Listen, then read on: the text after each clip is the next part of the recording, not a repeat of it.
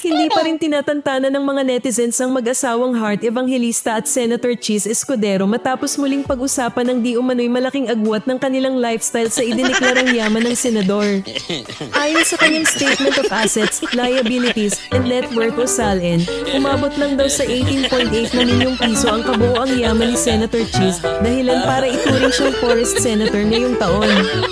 Pero tila di makapaniwala ang mga marites sa online world. May mga naglabasan kasing post na nagmumukhang hindi tugma ang yaman ni Cheese sa mga mamahaling gamit na nakikita sa kanya, kabilang na ang kanyang Richard Mille wristwatch na nakita raw sa isang ribbon cutting event. Ayon sa mga netizens na tila mas mabilis pa sa BIR sa pang-iimbestiga, ang nasabing relo ay nagkakahalaga ng 10.5 na milyong piso. Isang relo pa lang yan, ha? Kaya naman tanong ng marami, paano naging 18.8 million pesos lang ang net worth ng senador kung isang aksesory pa lang ay milyonaryo na ang presyo?